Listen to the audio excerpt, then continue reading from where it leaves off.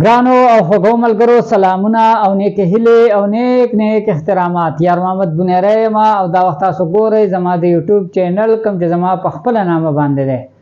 ملګرو څنګه چې تاسو ته معلومه ده چې مونږ مختلف کانټینټ ستاسو دپاره راوړو، نو په دغه سلسله کې نن هم مونږ ستاسو دپاره چې کوم کانټینټ راوړی دی نو زه به درته دا ووایم چې دا دی مزاحیه. ټیک شو، زمونږ د سوات د سیمې یو ملګری دی چې ډېر تکړه ملګری ورته زه ځکه وایم چې هغې خو د هر قسمه څیز اواز هم کولی شي، هغه که د ماشوم اواز دی که دغه شانتې د بوډیګانو ابیګانو اوازونه دي، یعنې ډېر ټیلنټډ کس دی. ټیک شو، نو ملګرو وخت په ډېر نه علمه او غواړم چې دغه ټیلنټ ستاسو سره نن شریک کړم. نو چېرته به ځئ راځئ نه او موږ سره به اوسئ.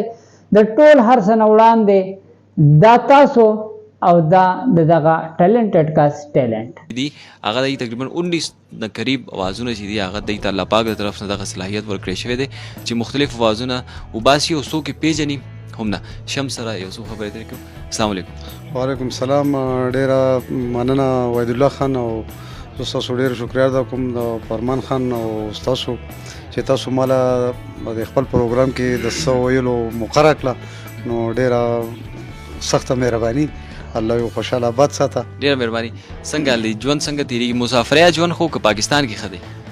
نو یاره خانه ژوند خو د خپل کور کلي د وطن ژوند ښیي، خو به هر حال د نصیب لانجې دي، جو کله هلته کله دلته. جو هلته هم ښه ټایم پاس شو، شکر دی الحمدلله، خو خپل کلی خو بیا هم خپل کلی که نه. که بهر نه چې راځي هغه انډیوالان ملګري درپسې خفه دي د دې ټوکو ټکارو په وجه باندې؟ نو خامخا جي چې ځکه چې هلته به هره جمعې شپې باندې پروګرامونه او ګپ شپ او هر ځای ته یو ځای بل ځای د ملګرو سره به تلو راتلو، نو زیات کار دغه مسافرۍ کې د خلک زیات خوشحاله وي، نو د هغو سره به یو ټایم پاس کوو. الحمدلله ښه ښکلی ټایم پاس شوی دی. ډېره مهرباني. شمس خان دغه پښتانه خو ټول تاسو پیژني او دا ورته هم پته ده چې یاره شمس خان په څه وجه باندې پښتون کمیونټي کې مشهور دی.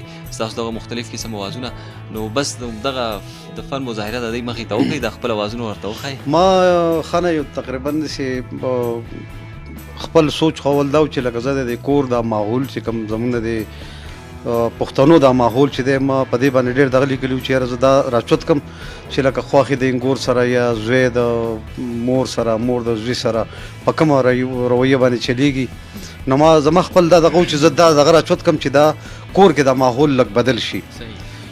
او نور لکه چې تقریبا ستاسو خبره وکړه چې اوازونه ماله ډېر خو پریکټس غواړي که نه چې، نو زما تقریبا دا 2-3 کاله پریکټس ما نه دی کړی په دې باندې، خو به هر حال ما یو ډرامه وه هغه هم ډېره مخکینۍ خپل سوچ کې مې ځانه جوړه کړې وه. یو رښتۍ لکه یو تره خپله ورېره غوښتلي، نو هغه وله بیا نه ورکوي، لکه ډېر وخت منځ کې مسلې راغلي، نو دا تری داسې د خپل مشر ورور کره راشي، نو اول داسې ټلۍ ووهي، بیا لږ ساعت پس بیا بهر دننه نواز وشي، څوکې بار زیمو بچې دلاور خان ور کولو شي، دغه ځینې آواز وکړي، السلام علیکم کاکا جي. وعلیکم سلام. وعلیکم سلام. څنګه یې شبانې بچې؟ خیم کاکا جي، تاسو څنګه؟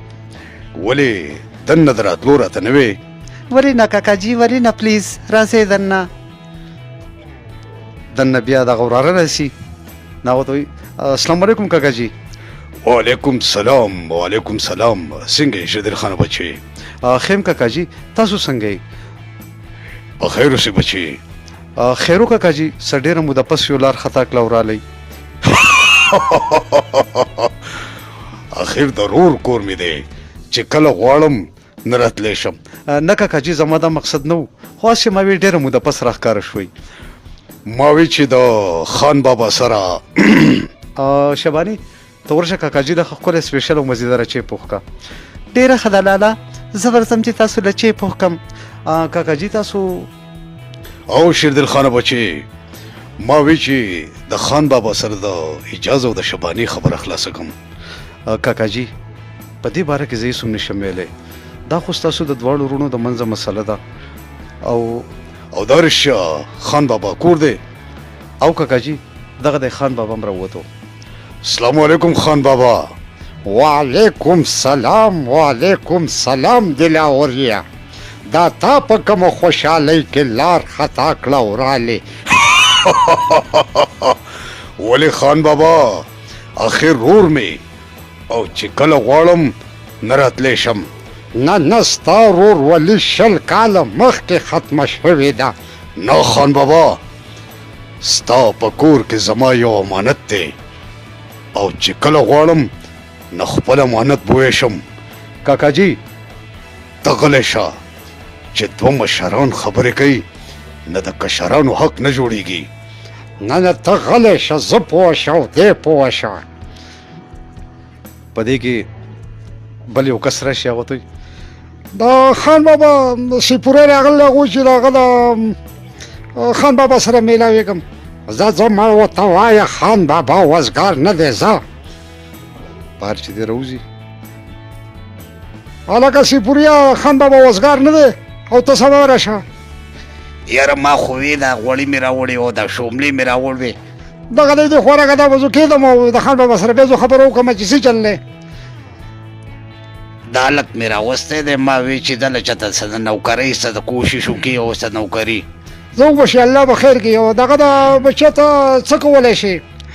یاره زه خو دغه کولی شم زه جارو کولی شم او لوښي انځلی شم او چرګان پټولی شم. بس دا شته پوره ده. زه چې ځو پاسه دې سره به سبا ولاړ شي.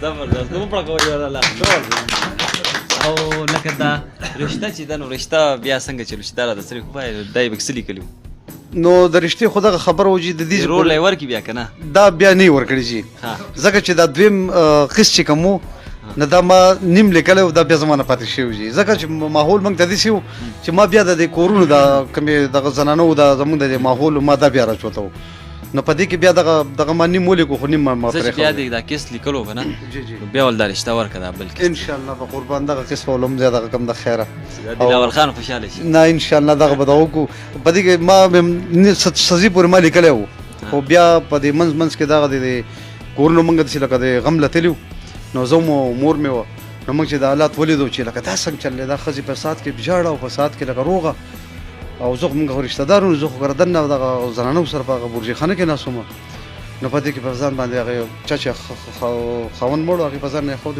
او زما د میراث خدایا او زما د غر کې شوی او ډوبې شوی خدایا نغلته په بل بډې نه هغه بوته انجنې بس کا جاړه مخ خدای دې میراث کا خل دما وتا کوي زما سپین دې وسره خلی واړی راته پرې خو دو ضربه بکی شیشه خدای در باندې جارو غیر اولی جن خدای چرګان شي کج ما سه کو چې خدای پاک دې سات کې جړاو بیا एकदम بلشان شو پدې کې بیا بل خزراله دیو ته په خیر ما خیر وي هغه دا ورنداري به دغه ول دې په خیر را لې غوته خدای دې محمد شوی الله دې ژوند دی لره بل بډې ناسته راځه جنې دې خوا کې نه راځه ځکه چې په قسمونو بډې غانې بیا دا کې نسته دغه توي جنې مې دا چې چلو نه جوړو نه دغه دا ګل دې نه جوړ نو روغ موټو غوجل مې وګرځول ستړیو مې سملاسته مې دې کشر جانې ته مې به چھوڑا مې دې پلار لدې چې باندې کا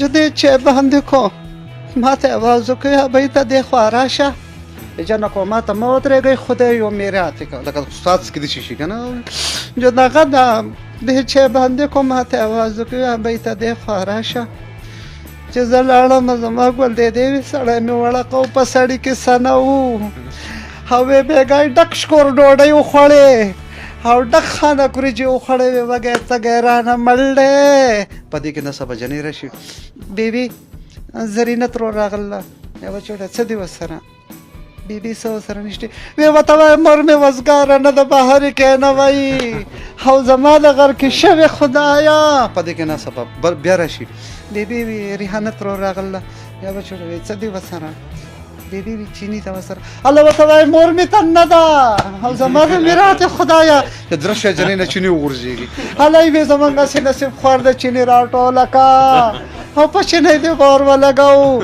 پدې کې اسخر نو خدای دې به خو باچا د کافر لور دوا وتکوا هي زما سپین دادا زموږ د وړو سره څوک نه زموږ د خلکو دا ماحول خانه نو دغه لانجې دي او الله دې زموږ ثواب وکړي چې موږ د دې غم کې دا چل ول او دا چینی او د دې شیزونه موږ قلار شو ښه خبره ده ځکه چې هر سړی لاس سیکي که نه نو شمس خان دغه جی بار ملک نه یو پیر هغه ټلیفون چې راشي هغه مختلف قسم د خبرې اترې کوي دا انګور او خواښې دغه هم ستاسو ډېر وایرل شوی که هغه وایي یا د دې نه علاوه بل څه ستاسو ذهن کې هغه وایي نو ښه نو دا الن صد لکه اوس یو د بل لغبت وکړم دا مثال په توګه د مالداره او د غریب د ماشومان چې کوي که نه شي نه دا غریب دا بچی چې او د دوی سره څنګه د خپل مور و پلار هینډل کوي او د مالدار یې څنګه دا کوي نه دا داسې قلاري لګیا ناست دی نه دا بله دغه دی جي هغه به ته بیا دا وکړم دا اوس لکه ماشوم پخوا چې به موږ د زنانو د ماشومانو د کول که نه نه رړه به یې وله وچو نو دا به لګیا وه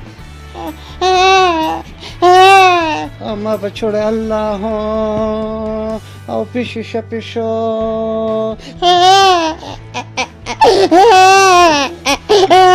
ما بچوړه د یا خدایا لیونی کړم خدایا الله غ نور مې په کار نه شو نو دا به مې څه په کار شي